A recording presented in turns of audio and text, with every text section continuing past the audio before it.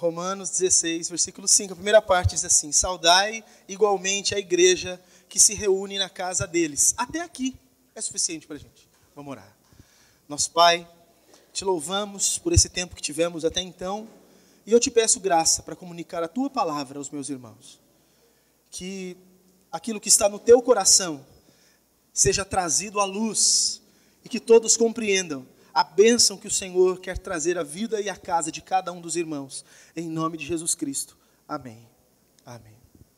Bem, obviamente, qual é o assunto que vamos tratar? Pequenos grupos. Não dava para ser diferente, né? Eu não ia pregar sobre samba. Então, obviamente, vou pregar sobre os pequenos grupos. Nós já falamos a respeito disso de outras vezes, mas, especificamente agora, estamos trazendo aos irmãos aquilo que entendemos que está no coração de Deus para a nossa comunidade. E entendemos ser algo de importância vital, ou seja, é necessário que haja para que haja vida. A vida que nós esperamos e que Deus tem para nós depende desta via dos pequenos grupos, desse culto no lar, de célula, seja de como você quiser chamar. Tem muitos nomes para a mesma coisa, mas nós vamos chamar de pequenos grupos. Eu tenho a intenção de falar a respeito desse assunto com vocês, porque nós queremos resgatar, a partir deste trabalho, a experiência que a igreja primitiva tinha, ou que eles tiveram. Vocês já leram Atos? Vocês conhecem a história, quando fala que os irmãos tinham tudo em comum, que eles repartiam os seus bens uns com os outros, que eles se uniam, estavam juntos na mesma doutrina. Vocês se lembram disso? Quantos de nós não queremos experimentar um tempo desse, de comunhão, de partilha, de amor, de utilidade, onde você pode ser bênção na vida do outro? Quantos de nós não quer isso? Todos nós queremos.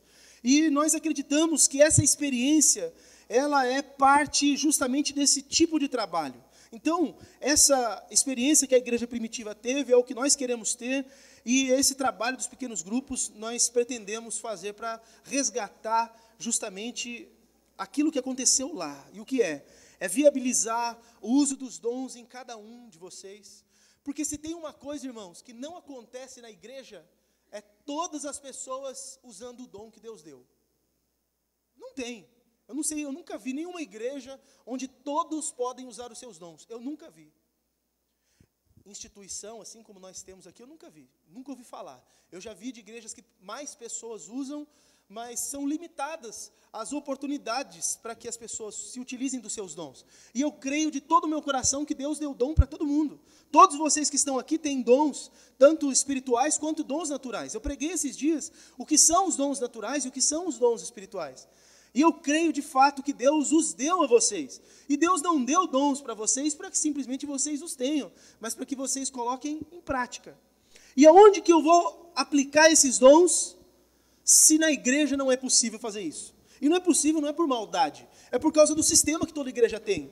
Tem um ritual, tem muitas coisas acontecendo que inviabilizam o uso dos dons. E os pequenos grupos trazem essa viabilidade, né? Promove também um compromisso mútuo que dificilmente aconteceria de outra maneira. Num culto como esse daqui, eu tenho certeza que você não sabe o nome de alguém que está aqui dentro. Eu duvido que todo mundo aqui saiba o nome de todo mundo.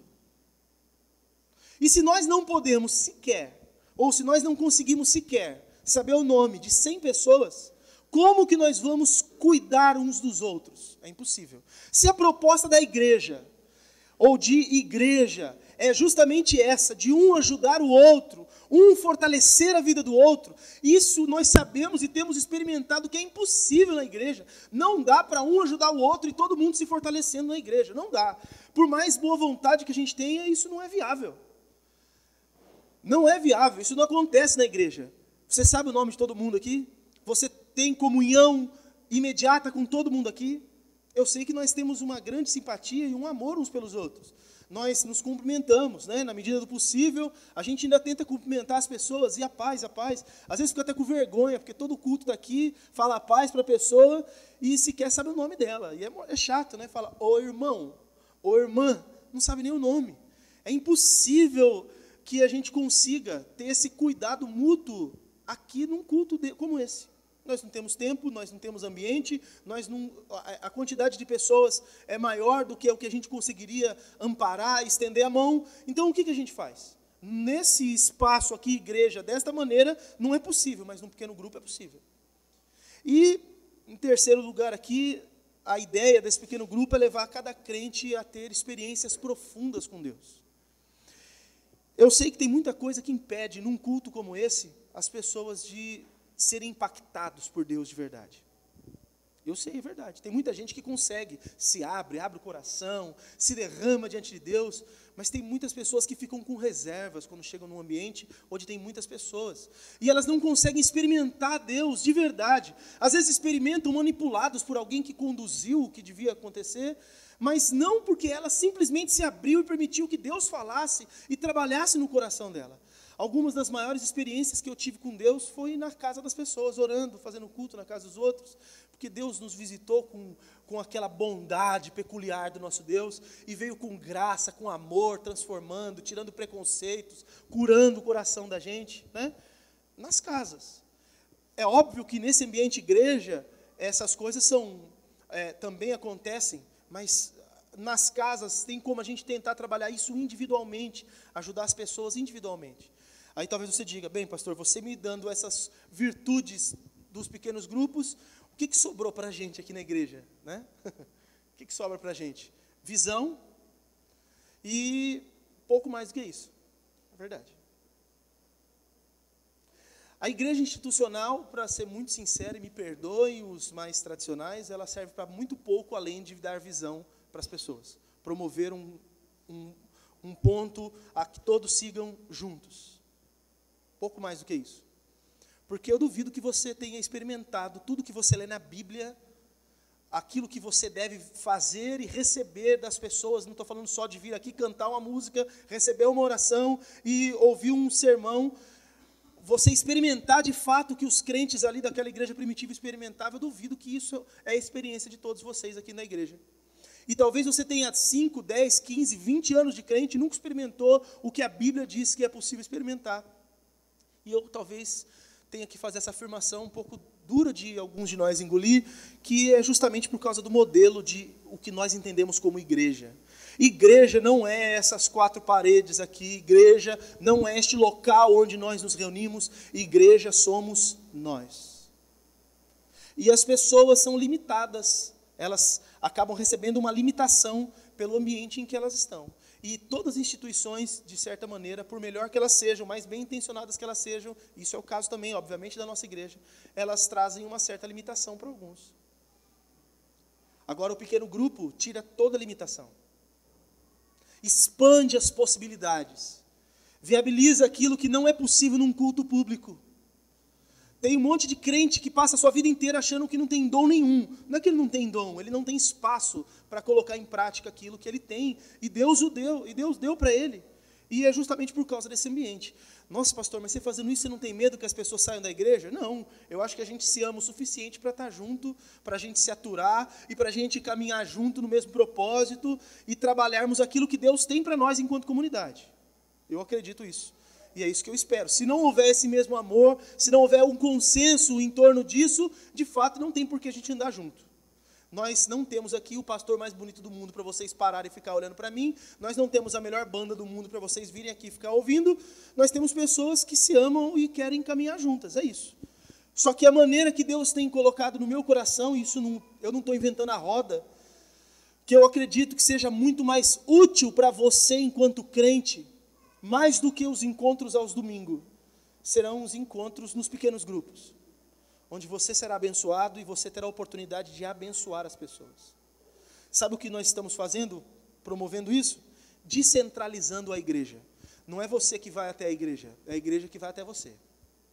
Não são as pessoas que procuram a igreja, é a igreja que procura as pessoas, porque igreja não é templo.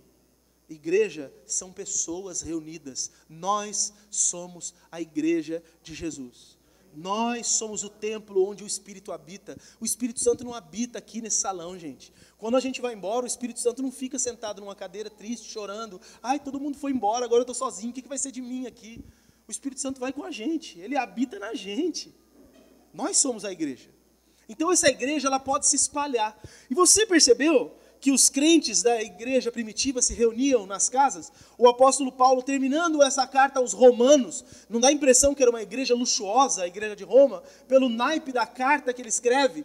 E ele vai terminar a sua carta e vai falar assim, olha, dá um abraço aí, versículo 3, saudai, dá um beijo, um abraço na Priscila, em Áquila, que são os meus cooperadores em Cristo Jesus, os quais pela minha vida arriscaram a sua própria cabeça. E isto lhe agradeço, não somente eu, mas também todas as igrejas dos gentios. Saudar igualmente a igreja que se reúne na casa deles. Onde que é a igreja de Priscila e de Áquila? Era num templo luxuoso? Não, era na casa deles. Era a igreja. Então você consegue imaginar de forma diferente, talvez do que você imaginou até então, que as cartas que foram escritas não rodavam em templos, rodavam em casas? Que essas cartas que nós conhecemos, quando endereçadas a alguém, estavam sendo endereçadas a reuniões que se faziam nas casas e não em templos luxuosos. Porque os cristãos dessa época não tinham templo. O templo que fala que os cristãos se reuniam era o templo dos judeus, naqueles antigos rituais da lei. Mas eles já não conseguiam mais aquele ambiente. Os cristãos judeus ainda continuavam daquela maneira, porque era a tradição deles. Mas os cristãos gentios sequer passavam na porta do templo dos judeus, porque não tinha razão para isso. O culto praticado no templo judaico tinha muitas desvantagens, e a gente precisa levar em consideração essas desvantagens. Essa experiência religiosa que eles tinham na época era muito ruim. E hoje me parece que muitas igrejas estão tomando de volta essa experiência ruim de igreja. E eu não quero que vocês tenham experiência ruim de igreja, eu quero que vocês tenham uma experiência da plenitude de ser o corpo de Cristo. Por que era ruim a experiência que eles tinham enquanto templo, aquela experiência religiosa deles limitada? Primeiro, porque eles precisavam necessariamente de um sacerdote. Quem era o sacerdote? O sacerdote era o camarada que mediava Deus e o povo. Então o povo não podia chegar até Deus direto, eles precisavam de alguém. Alguém precisava fazer o serviço de levar as petições, as adorações, as ofertas do povo para Deus. Esse era o papel do sacerdote. E me parece que as igrejas hoje estão tomando para si de novo essa prerrogativa.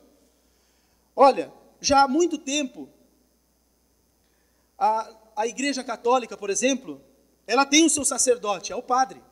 É por isso que aquilo ali na frente, na Igreja Católica, chama-se altar. Aí veio a Reforma Protestante, e alguns dos pontos da Reforma Protestante era justamente esse. Não, nós não temos sacerdote. Não há necessidade de ninguém que me medie diante de Deus, porque todos nós fomos feitos sacerdotes. Não é uma pessoa que abre acesso para que eu chegue diante de Deus. Eu mesmo agora posso chegar diante de Deus, porque Deus me fez sacerdote, e Jesus Cristo, como um sumo sacerdote, o chefe dos sacerdotes, abriu um caminho pelo qual eu posso passar e me encontrar direto no trono da graça. Eu não preciso de ninguém para mediar a minha comunicação e o meu culto a Deus. Eu posso chegar diante de Deus.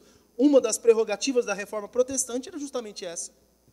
Nós todos somos sacerdotes. Aí hoje os evangélicos que tanto falaram mal dos católicos estão fazendo igual, porque os pastores nada mais são do que sacerdotes que ficam mediando a bênção de Deus para o povo. Misericórdia, eu não quero ser isso para vocês, eu não sou isso, porque Jesus não me chamou para ser o sacerdote de vocês. Ele me chamou para ser o sacerdote da minha vida. Eu respondo pela minha vida diante de Deus, você responde pela sua vida diante de Deus. Ninguém media o seu relacionamento com Deus. Se você não tem um relacionamento com Deus sozinho, você não conhece Deus. Se você precisa de um culto, se você precisa de um pastor, se você precisa de um padre ou de qualquer coisa, para que você tenha um relacionamento com Deus, você não conhece a Deus. Porque Jesus, no seu próprio corpo, quando aquele véu se rasgou de cima a baixo, foi por causa da morte de Jesus, e estava indicando, diz a carta aos Hebreus, que um novo e vivo caminho estava sendo aberto até o trono da graça de Deus. Todos nós podemos nos chegar lá. No templo, não era assim. Porque era mais ou menos assim que funcionava. Tinha essa parte dos sacerdotes, mas tinha um outro ponto, que era o seguinte: E se você fosse um judeu, você poderia entrar numa ala dentro do templo chamada átrio. Se você não fosse judeu, nem entrar no templo você podia, você tinha que ficar do lado de fora.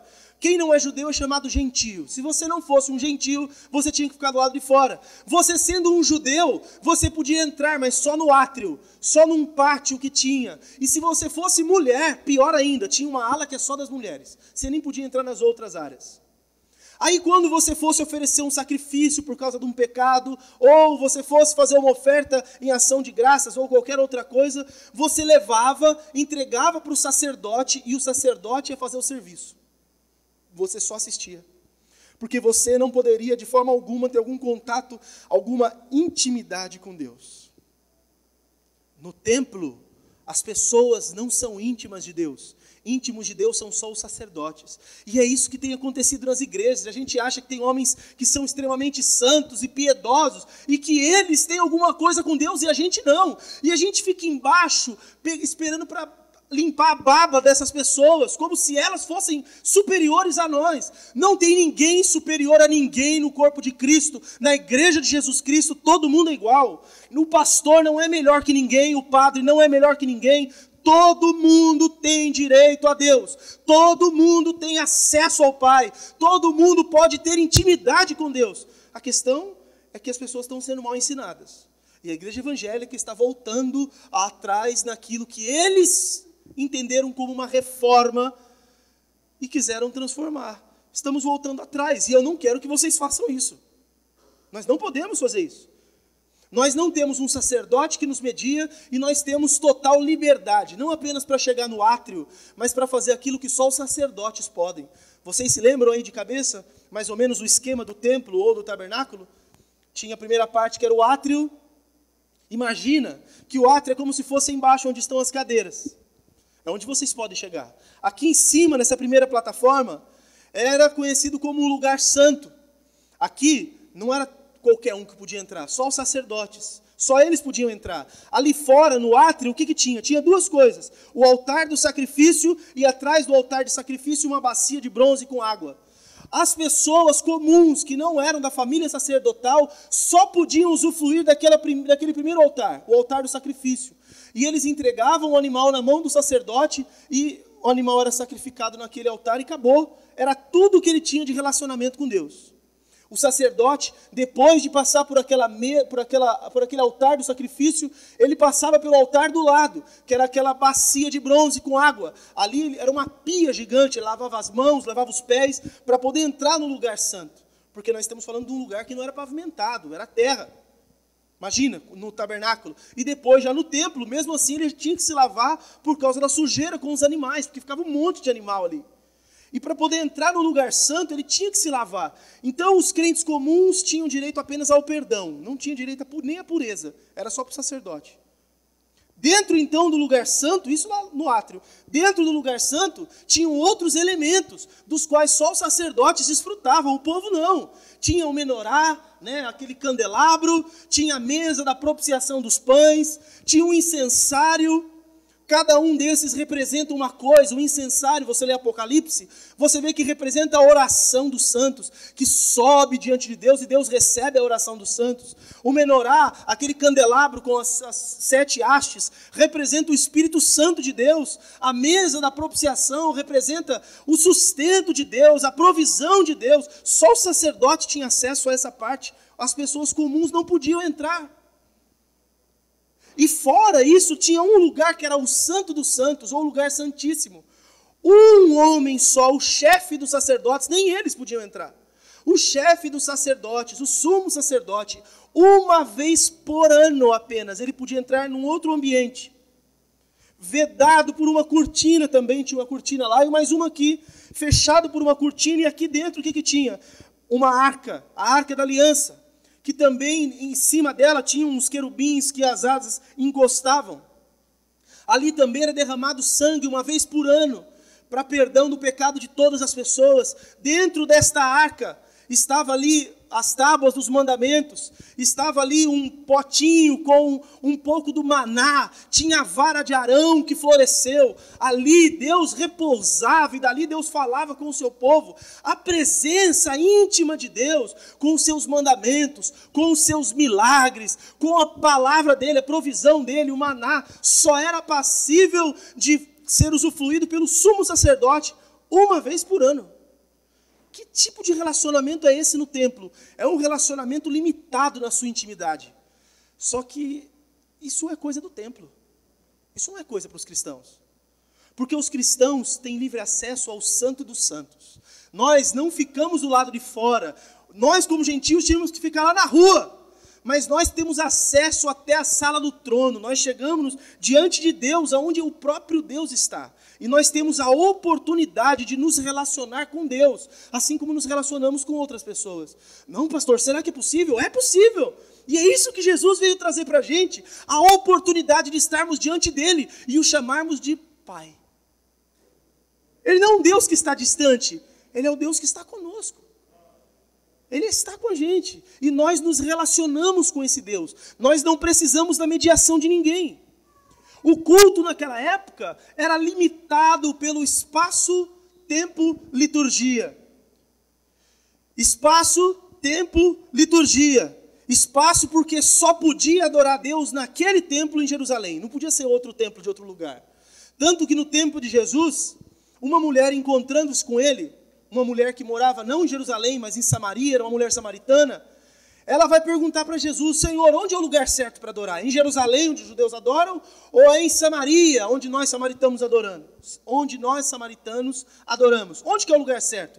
Aí Jesus fala assim: olha, vem a hora, e essa hora já chegou, em que os verdadeiros adoradores adorarão o Pai em espírito e em verdade. Jesus estava falando assim: não, adorar a Deus não diz respeito a lugar. Não interessa se é em Jerusalém ou se é em Samaria. Não interessa se é na igreja ou se é na sua casa. A questão é se é em espírito e em verdade. Não diz respeito à localização geográfica. Diz respeito ao coração de cada um de nós. A adoração no templo, ela é limitada pelo espaço. Ela é limitada pelo tempo. Porque na época dos judeus, eles adoravam a Deus no sábado. Qual era o dia de adorar a Deus? No sábado. E para o cristão, qual o dia de adorar a Deus? O domingo. Mas quem disse isso, pelo amor de Deus? Qual é o dia de adorar a Deus? Todo dia é o dia de adorar a Deus. Esse é o dia que o Senhor fez. Alegre-se, exulte nele. É hoje, é todo momento, não é só no domingo. Só que o templo limita o tempo em que você adora a Deus. Nós chegamos aqui, ficamos aqui cerca de 2 horas aos domingos adorando a Deus e depois saímos daqui e não adoramos mais a Deus. Como assim? Então minha vida de adoração se limita ao templo e o templo limita o meu tempo de adoração. Mas o templo não limita apenas o espaço e o tempo, mas limita o ritual, a forma, o jeito. Nós aqui na igreja do Nazareno, no Portal Bordon, temos uma liturgia, acredito que os irmãos já decoraram, né? Tem a hora de orar, tem a hora de fazer isso, a hora de fazer aquilo, a hora de fazer aquilo outro. Se você vai na missa, tem a hora que faz isso, tem a hora que fala aquilo, tem a hora que fala aquilo outro. Todo mundo tem o seu ritual, a sua forma de conduzir o culto. Na época dos judeus não era diferente. E além desse ritual de adoração, da forma em que eles faziam, eles ainda tinham todas as prescrições da lei. A roupa tinha que ser aquela. Por exemplo, o sacerdote usava aquela bata, mas ele usava uma outra roupa por baixo, específica. As mulheres tinham que usar um certo tipo de roupa. E hoje nós não somos limitados por liturgia, por rituais. Mas o templo limita liturgia e ritual. O templo nos limita. Entenda isso. Eram grandes desvantagens para aquela época. Mas talvez alguém pense: pastor, legal, o templo limita, o pequeno grupo não, mas e no pequeno grupo, o que dá para fazer? Porque na igreja dá para a gente ir lá, cantar louvores, ouvir a palavra, dá para a gente receber uma oração, dá para a gente comer um lanchinho no final. E no pequeno grupo, dá para fazer o quê? Dá para fazer mais. Dá para fazer isso e dá para fazer mais. Eu listei algumas pequenas coisas aqui. Primeiro, dá para a gente confessar os pecados para ser curado. Irmão, você não sabe que bênção que é confessar o seu pecado. Os católicos sabem. Porque eles vão lá no padre e confessam, abre o coração, aquilo tira um peso das costas. Pode até ser que ele não mude de vida, Vai que tira um peso nas costas, tira, hein? Eu nunca confessei para um padre, eu já fui até coroinha, eu nunca confessei, eu era muito danado mesmo. Eu era coroinha, não fui coroinha, do padre Vitor de Nova Odessa, que quem conhece, né? Ancião de Nova Odessa, padre Vitor. Fui coroinha dele, tinha muitas medalhinhas na minha batina branca, que eu levava para as missas todos os domingos. Ia lá para tomar o vinho dele escondido, para ganhar as viagens. Irmãos, eu fiz coisa errada, irmãos. Eu não fui a vida inteira esse santo com cara de Al-Qaeda. Não, eu já fui terrível. Eu já fui terrível. Para ganhar as viagens, porque se fosse obediente, fizesse tudo certinho, ganhava as viagens com o padre Vitor. Era coisa linda. O padre Vitor está lá até hoje em Nova Odessa, né?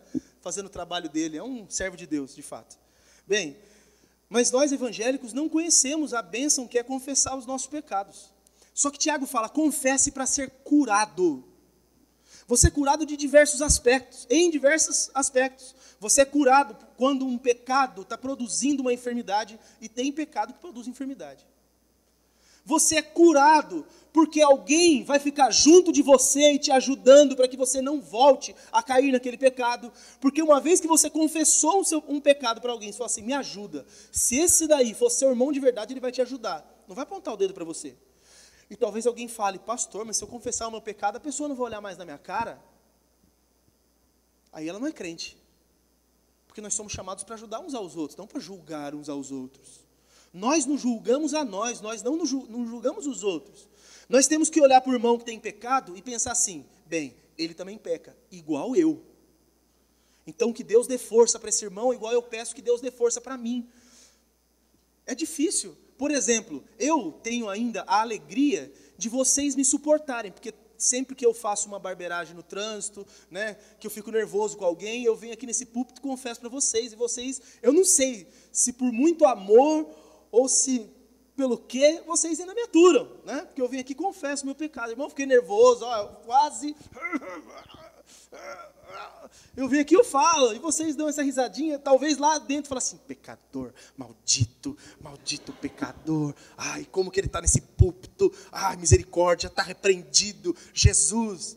Eu sou uma pessoa normal, sujeita a qualquer coisa como vocês, só que eu tenho a cara de vir aqui na frente de todo mundo e falar. De repente, como agora vocês não têm voz para falar, porque só eu estou falando, pode ser que seja bom, né? Porque vocês esquecem e vão... Mas não vale sair daqui e ficar cochichando. Tá vendo, pastor? Ai, misericórdia, é um pastor? Ah, se o pastor é assim, imagina o resto das ovelhas. Não, o seu pastor é pior, fica tranquilo. O seu pastor é pior. Mas eu não sou tão ruim assim. Eu falo que eu sou pior porque eu acho que vocês são bons, entendeu? É por isso, não é porque eu sou tão ruim assim. Aí, de repente, um de vocês aí é um daqueles terríveis. Fala, o pastor é pior, tá louco. Não, não é isso, né? Eu sou um pecador também, como diria o Estênio Márcios, um pecador salvo pela graça de Deus. É assim que nós nos comportamos, e buscando a Deus para que Deus nos santifique todos os dias, limpe o coração, me fortaleça no meu temperamento fraco, me fortaleça nas áreas que eu não tenho tanta força, mas a gente precisa de alguém para confessar, falar, irmão, eu não estou aguentando. Como alguns jovens me procuram às vezes, falam, pastor, está difícil demais, pastor. As meninas estão apelando, né? Deus é justo, mas a saia daquela irmã está terrível, né? Aí eu fui num culto esses dias aí, estava triste de ficar no culto, viu, irmão? Porque ninguém usava calça lá, nenhuma das mulheres usava calça. Mas a saia das irmãs seria bom se elas tivessem de calça. Seria bom, terrível. A Aline é testemunha, a Aline estava junto. Mas nós podemos confessar os nossos pecados e ser curados. Nós podemos, num pequeno grupo, ser amparados, acompanhados, fortalecidos. Irmão, se vocês dependerem do pastor para fazer tudo isso, vocês estão lascados. Estão mesmo, eu não consigo atender todo mundo. Não consigo. Tem irmãos com muito boa vontade. Os mordomos vão na casa dos irmãos, ora com os irmãos, vai lá, fala com os irmãos. Tem gente que fala assim, os mordomos eu não quero, eu quero pastor. Por quê? A não ser que seja porque você gosta muito de mim. Mas eu não posso oferecer nada mais que outro irmão também possa. Eu sou igual. Não é verdade? Talvez eu tenha algum texto bíblico diferente do outro irmão, mas se eu orar, Deus vai me ouvir igual ouve o outro irmão, porque somos crentes. Eu não tenho cartão VIP. Quando eu ajoelho, eu não já ponho meu cartão diante de Deus, falo, olha aqui, Senhor, esse meu cartão aqui ó, é VIP. atende minha oração primeiro, dá uma olhada, é Portinari, Senhor, dá uma olhada, aqui é outro nível, entendeu? Não tem essas coisas com Deus, todo mundo chega diante de Deus, todo mundo é igual, e glória a Deus por isso, porque todo mundo é igual, nós podemos orar uns pelos outros. Tem gente que acha que é alguma coisa. Se você já viu no YouTube, e se não viu, assista para dar risada. Ele faz uma oração muito pretensiosa. É muita fé para um homem desse fazer isso. Ou é muita idiotice. Então eu vou achar que é muita fé para não falar mal dele. É muita fé. Ele, ó, Senhor, abençoa. Não sei se ele está orando pela moça para conseguir um negócio na faculdade, trabalho. Não sei para que é. Mas ele fala, Senhor, quem está falando... Eu acho que Deus falou assim, para tudo no céu. Agora ele está orando. Para tudo, anjos, parem de cantar, parem vocês, não quero saber, estrela, agora não é hora, você vai ficar parada aí, você não se movimenta, não quero mais, não, para tudo, está orando, vocês não estão ouvindo? Parece que ele pensa isso, porque sou eu que estou orando, e daí? Acho que o diabo senta do lado da risada, né, fala que esse cara é tonto, mas é tonto mesmo. É tonto mesmo. Só pode ser um tonto, né? Não, vamos achar que ele tem fé. É muita fé, né? É fé demais. Fé demais. Mas num pequeno grupo a gente se ampara. A gente se acolhe. Sabe por quê? Porque você começa a conviver com as pessoas. E nesse convívio você vê pessoas que estão necessitadas. Aí você já sabe que o irmão está com problema. Então, ao invés de você fugir, você ampara o irmão. Você ajuda o irmão, você pode ser ajudado e você pode ajudar as pessoas. Um pequeno grupo é um lugar de pessoas serem acompanhadas. É um lugar onde todo mundo se pastoreia. Você não depende de uma pessoa para fazer isso. Imagina se as pessoas da Nazareno Central de Campinas dependessem do pastor Aguiar e ir na casa de todo mundo. Tá louco? 5.000, 6.000 membros da igreja? Como que ele vai visitar todo mundo? Mas não tem necessidade, porque um crente ajuda o outro. O pequeno grupo viabiliza esse amparo, esse acompanhamento, esse fortalecimento.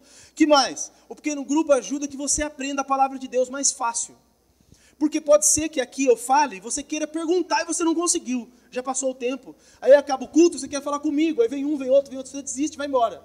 Mas no pequeno grupo está lá um guia de estudo, você pode estudar, você lê depois de novo, faz pergunta, vocês aprendem em comunidade, é um lugar que facilita o seu aprendizado. O que mais? Dá para você usar os seus dons, suas habilidades. Tem irmão aí que eu sei, ora pelos outros e as pessoas são curadas. Mas nunca me chamaram para orar lá na frente. Eu oro e as pessoas são curadas. Mas num culto lá na casa você vai orar e as pessoas vão ser curadas.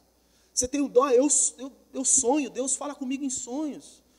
Quantos dons as pessoas têm e não utilizam eles na igreja, mas num pequeno grupo pode usar. Tantos dons que existem, e parece que a gente só conhece alguns dons, que são esses que as pessoas desempenham aqui na frente, né? Mas não tem só esses dons, tem tantos outros, que eu acredito que são usados nas casas, nem dá para usar na igreja. Nas casas, você pode adorar a Deus de forma mais simples. Aqui a gente tenta fazer tudo o mais bonitinho possível, mais arranjado possível. A gente tem um músico aqui profissional hoje e tal, né? Mas, né?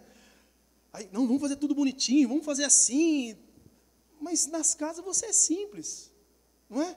Eu lembro quando a gente começou lá em Nova Odessa, na casa do Cardoso e da Eliane, lá em cima, no Capuava.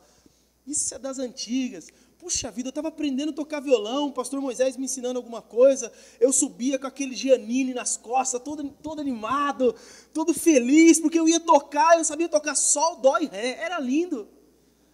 Era lindo, todas as músicas tinham que caber em sol, dó e ré, mas era uma unção, era uma graça de Deus, era uma bênção. Todo mundo naquela simplicidade, ninguém querendo ser melhor do que ninguém querendo aparecer, simples, sabe? Deus está na simplicidade, Deus não está nas coisas rebuscadas, não, Deus está na simplicidade. E cada um canta do jeito que sabe. Estava lá o irmão Vandinho, daquele jeito dele, a música está no andamento, ele está batendo palma em outro. O irmão Vandinho é um dos homens mais abençoados que eu conheço, é verdade, mas é um dos irmãos que bate palma mais errado que eu sei que existe. Eu já falei isso para ele, irmão, você precisa orar. Isso é retaliação do maligno na sua vida. Você não consegue louvar direito, irmão. Está todo mundo no andamento, está tocando qualquer coisa, ele está muito errado, atrapalha. Se você ficar do lado dele, você tem que se concentrar muito. Mas é uma bênção. Você está ali, todo mundo naquela simplicidade, né? Isso é possível num pequeno grupo.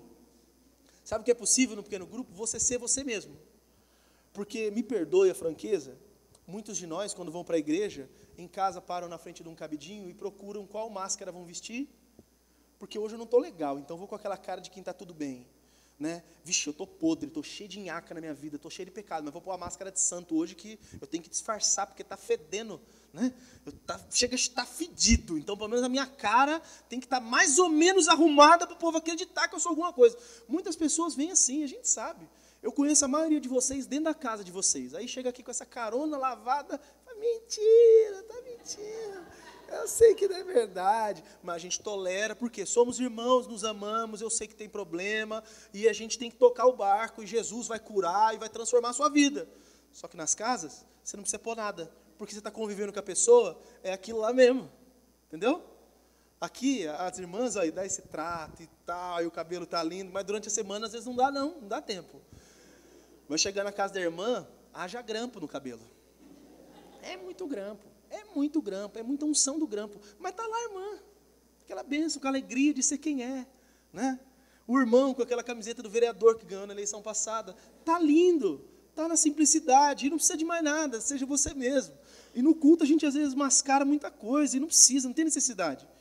Lá, no pequeno grupo, dá para experimentar o que é de verdade ser família de Deus. Família. Porque, presta atenção, tem palavras que a gente usa sem sentido. Por exemplo, a paz do Senhor. Quando falamos a paz do Senhor, eu não estou te cumprimentando. Para te cumprimentar, eu falo boa noite, oi. Né? A paz do Senhor não é uma forma dos crentes se cumprimentarem. Quando eu falo a paz do Senhor, é o que eu estou desejando para a tua vida.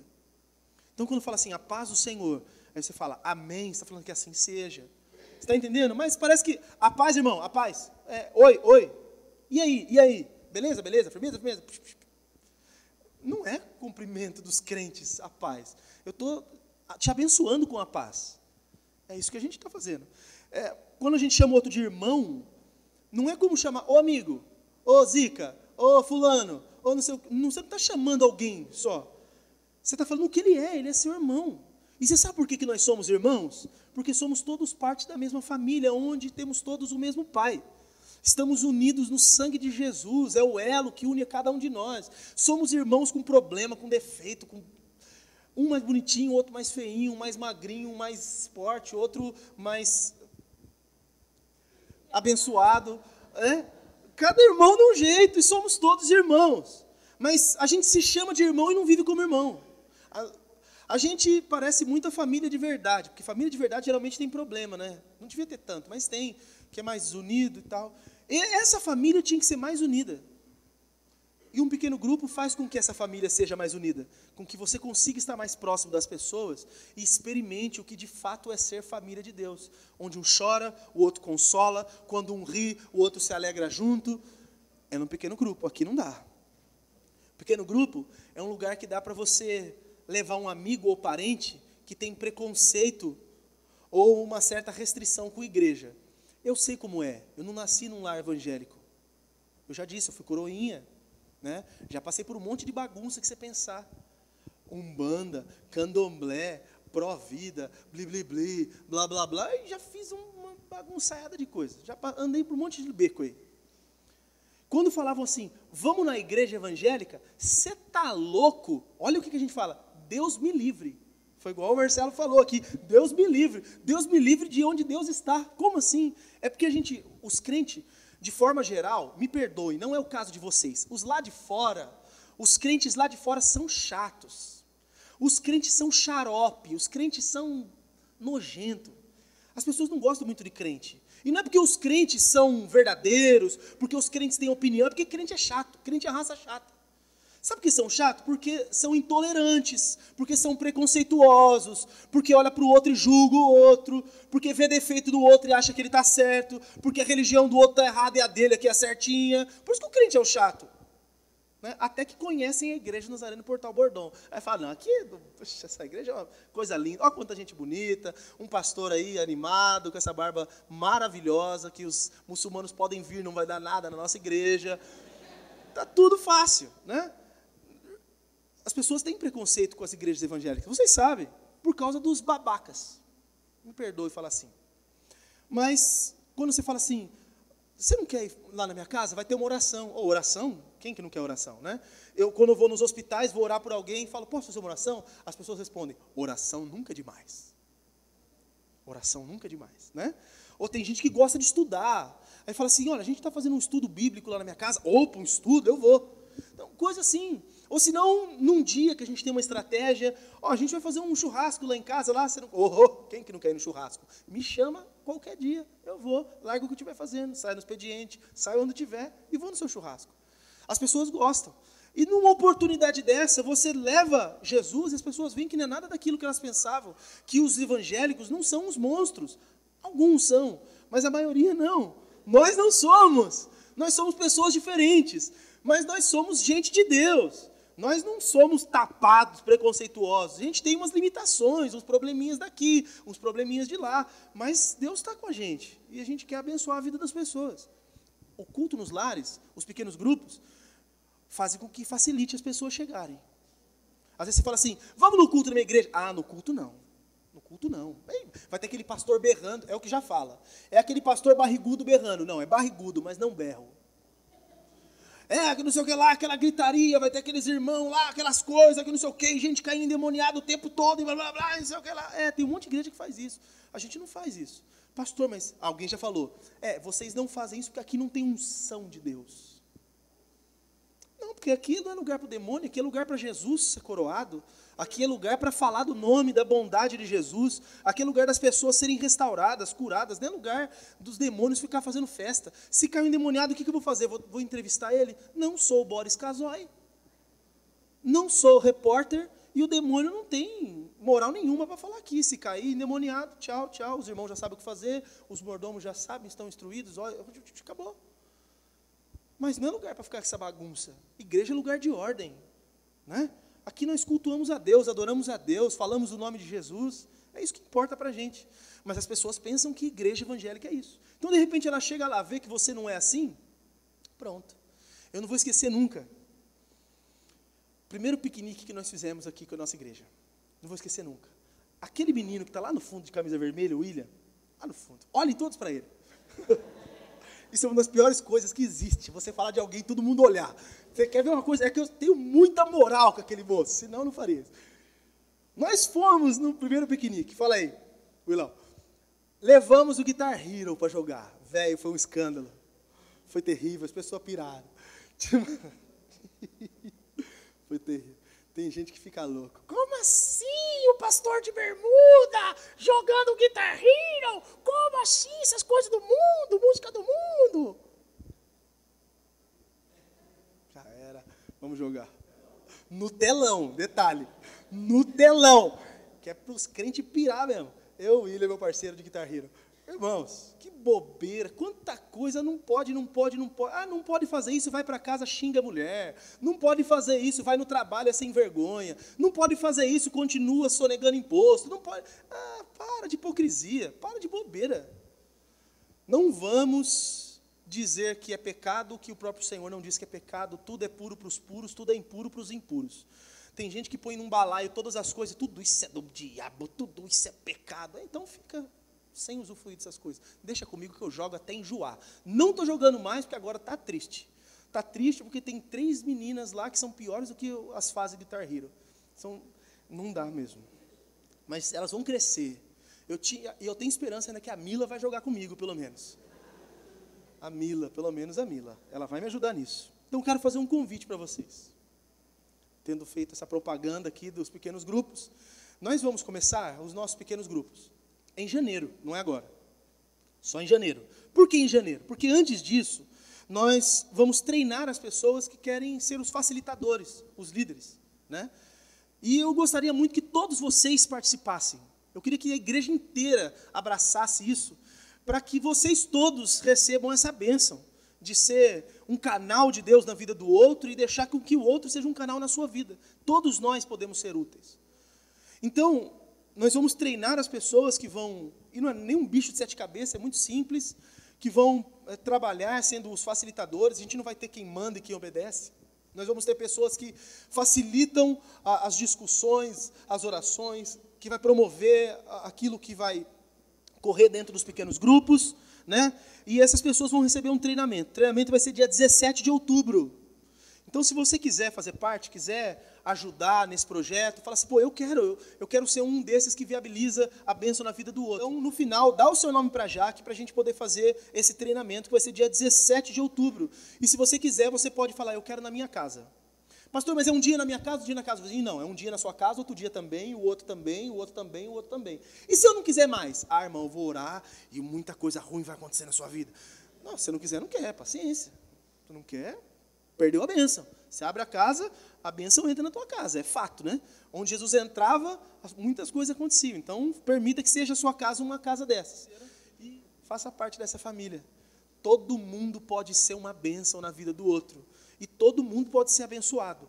Para de ser apenas um espectador, de vir ao culto, senta, assiste e vai embora. Isso aqui não é teatro.